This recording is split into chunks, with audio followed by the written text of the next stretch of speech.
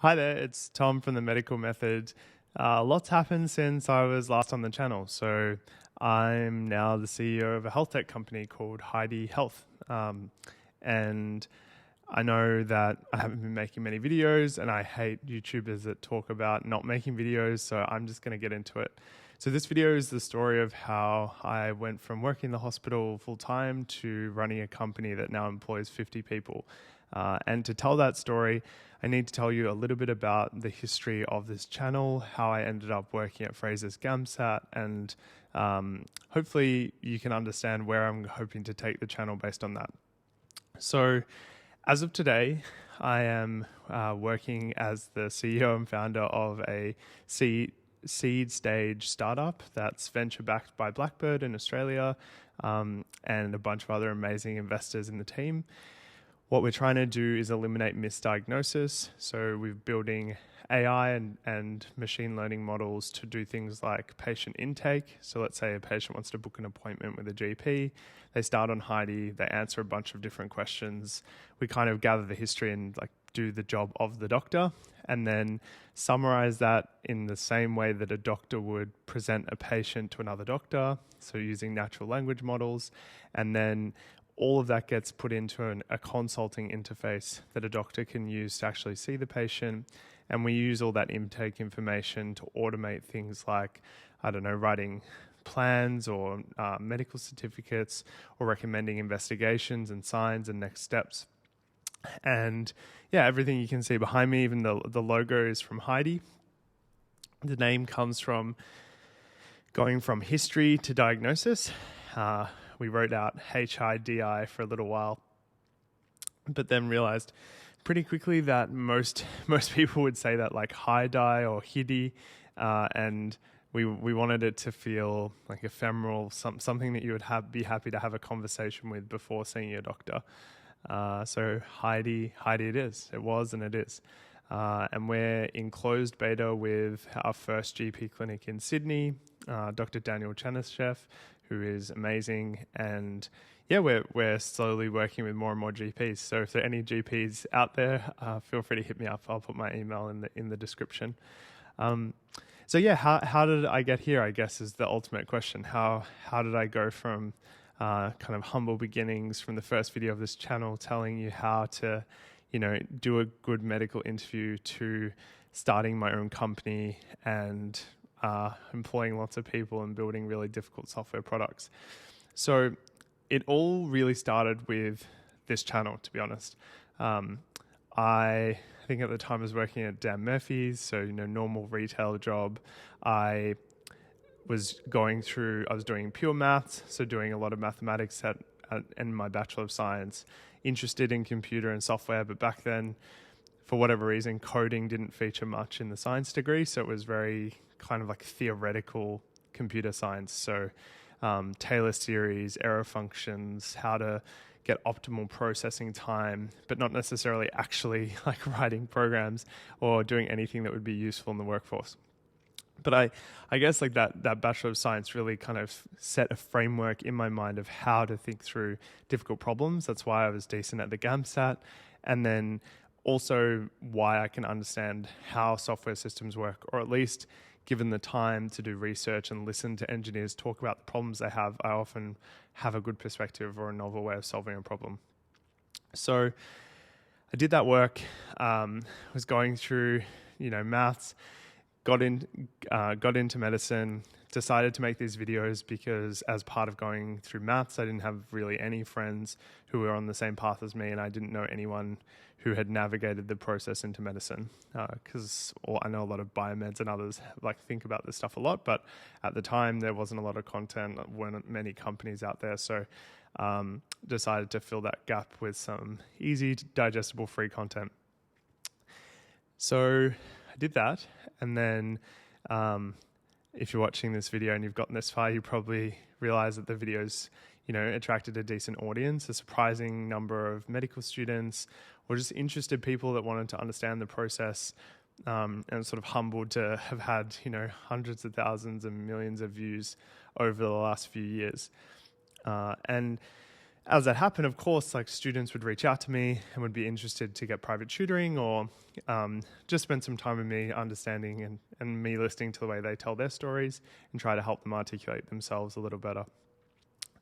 So that was back in about 2014. And then around that time, Fraser had reached out to me, and he himself was also starting a new business, had been doing lots of tutoring, was wanting to make it more of a formal opportunity. And so I made the decision to join that team. There was a good cultural match. I feel like I really believed in what that team was building, and I still do to this day with Fraser's Medical, trying to build like the best-in-class courses and products and experiences for students. And in doing that, creating a structure that I didn't have. So when I was tutoring, I was struggling creating the system or architecture to make sure my students actually succeeded and met an outcome. And to do that well, I needed more infrastructure, a team, different people with different specialties, operational expertise, rather than me just telling you, hey, do these 20 questions and come see me next week. And with the exam eventually going online, that became even more important, right? Like having great systems and great software and tools to really deliver a great experience. So I came on really as that sort of chief product marketing kind of architect, right? Like building that brand awareness, coming from that medical background, having that deep insight into what makes students tick and what our product should really look like. Like what would I have wanted coming from maths as a course to really help me do well across the GAMSAT, interviews, UCAT, pretty much anything relevant to that pre-medical space in Australia and overseas as well. Now, how is this relevant to the story? Well, it's relevant because I was studying medicine and I was getting this amazing experience, this unique insight into what it's like to start a business. So we started over a laundromat in a tiny office that barely had room for 10 students. We grew sort of slowly and steadily to hundreds and then thousands of students, tens, 20s, 50s, hundreds, and then almost 1,000 employees. And in going through that process, I was seeded with how enjoyable it can be to run a business. And it really gave me this deep satisfaction, that organic kind of problem solving that I really enjoyed. And that was one of the reasons I did medicine in the first place. Like I had thought through what is a field where I can go to work every day and have that organic problem solving. And so as I was going through medicine, I was, enjoying it, making friends, getting experiences, getting into hospital. But I discovered that I just really loved that organic problem-solving aspect that came with being in a business environment. Like every day you had to make a decision with limited or insufficient information.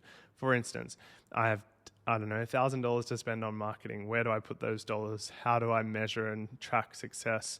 How do I take risky big bets like, a billboard or a publication or sponsoring a society when I have no knowledge ahead of time how that's likely to perform? Whereas in medicine, as I was starting to work in the hospitals and get more senior over time, those kind of organic problems weren't as compelling, because as you see more and more patients, they fit into specific categories, it becomes more algorithmic. It's not really like house, it becomes more, you know what's going on for that patient, or you have a strong idea, you investigate it, and then you have to make sure that you tick the 20 items on the checklist that equal gold standard care for that patient. And in a public hospital setting, it's really difficult to tick all those boxes often because there are external limitations on resources, time, availability of staff, other things. And as the doctor, you're sort of the scapegoat of a lot of the systematic problems that exist in the system. So that was the backdrop, right? Like I was having this great experience in business, but I loved medicine. That was my life passion. And as Fraser's was starting to grow, become more mature, I was working full time in the hospital. And in some ways, it sort of didn't need me anymore. Like we built out our products, the marketing functions and other functions had a full-time team. So I wasn't really doing what I loved. I had that gap. And then in 2019 and 2020, I had an experience getting to do emergency and primary care in the country in Australia, so in rural Australia. And that's really where the idea for Oscer came, and then Heidi as well. which maybe I can get into more detail in another video. But the basic idea is that I just couldn't believe how bad the software was that doctors used. Like in any other industry, there was, modern, sexy, beautiful software that had beautiful UI and was constantly trying to make the user have an enjoyable experience. And then here we were in medicine trying to have to figure out how to use a system or learn how to use something that barely worked for you. And it felt like you were stepping into a time machine, going back to, Windows 95 or maybe Windows Vista if you're lucky, but definitely nothing that felt modern, no material design, nothing built in React, nothing pretty. It was just always very, utilitarian and kind of had the functions, but made it difficult for you to practice. And I had seen from Fraser's how important it was to have efficient operational processes that relied on software as a primary function, like automations, Zapier, Airtable, Smartsheets. These kinds of things can really unlock a lot of productivity and save human hours and effort to focus on doing the things that you're great at. So for Frasers, that would be tutoring. For doctors, that would be giving care and spending time with patients. There was that aspect. And then the other aspect was that in resource-constrained areas, like in emergency and in GP land, or primary care land in rural areas, there's often limited supply of doctors and clinicians. So one, there was no way to triage patients, which patients deserved care earliest or most quickly. And then second, why as patients couldn't they get some initial indication for themselves to actually take responsibility for their healthcare? For instance, the farmer with vague abdominal pain that takes a year to get seen by a GP. If they had had a conversation with something like Heidi, we would tell them that that's an important situation and problem, and you really need to be seen by a doctor in the next couple of weeks because there's possible diagnoses of bowel cancer and other important things to consider. And or notify their clinician about that possible occurrence and chase them to actually make sure that they see that patient.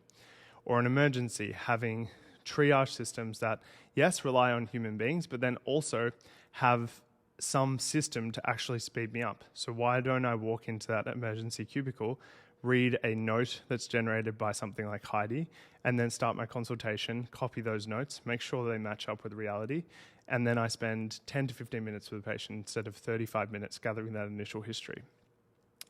So that was the kind of problem that I wanted to solve. I wanted to improve the efficiency, use AI and ML models that I'd learned from my maths days in creating great software experiences that would improve and eliminate misdiagnosis, but then offer a beautifully designed, joyful experience for doctors to practice with. But I realized pretty quickly that that was a big task and well beyond my abilities.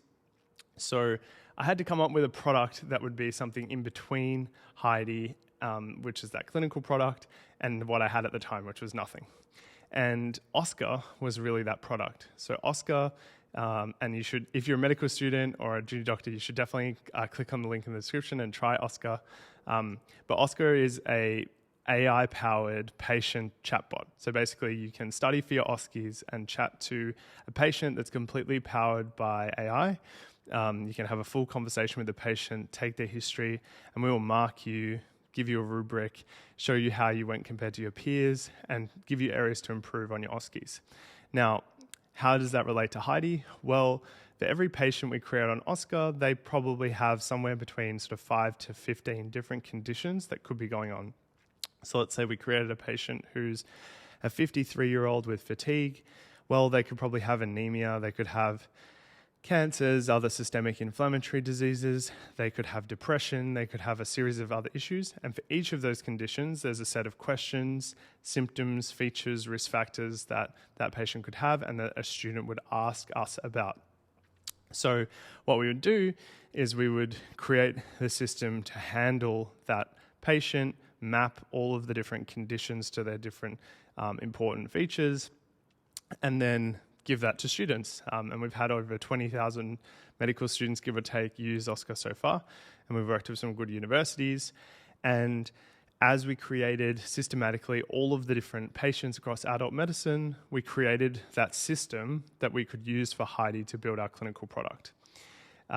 So accelerate to the sort of early part of last year, we had built Oscer, we were getting decent traction with medical students, And it was time, right? It was time, okay, is this for real? Am I going to, go for it, raise money, build out a team, and really make Heidi exist in the world, create something new?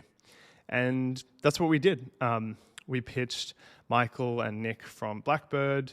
They believed in us, believed in the caliber of myself and the founding team, Waleed and you, having come from Fraser's, that experience building that business, that sort of entrepreneurship boot camp, and we're impressed with Oscer as a product and what we'd built with very little, and backed us to build Heidi. And so it's been about a year since we took on that fundraising. We spent 9 months going crazy building Heidi, and yeah, I'm really proud of what we've built and where I am today, and I feel deeply satisfied every day as I build this product and the team. And yeah, I'm excited to share this journey with you. So I guess what's for the channel going forward? Well, I definitely want to dive deeper into different stories from that process. If you're interested in, how to raise a seed round or how to start a company, or maybe even something like how to understand how to code, or like what things to study before getting into medicine. Basically, I want to share, like I did with my medical interviews, everything about this experience so that you can live vicariously through me and hopefully learn something in the process. I'm also hoping to maybe do some interviews and bring other people in that were part of this journey and will continue to be a part of this journey going forwards.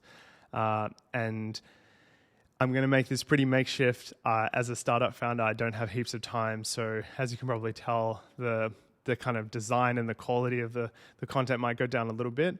But I'm just going to switch on my camera, my webcam in this instance, and talk to you about what's going on every week, and hopefully you see the trials and tribulations of starting a company, and you can see how I went from that skinny 18-year-old first video all the way to a successful startup founder. That's the goal. But no matter what happens, I'm really grateful for all the following and the people on the channel and the comments that I always get. And yeah, I'm looking forward to sharing this journey with you. So thanks so much. And if you haven't already, subscribe to the channel to see all the upcoming videos. Hit like and leave a comment if there's any specific parts of that story that you really want to hear about. And I'm more than happy to make videos based on what you guys want to hear. So thank you so much. See you later. Bye.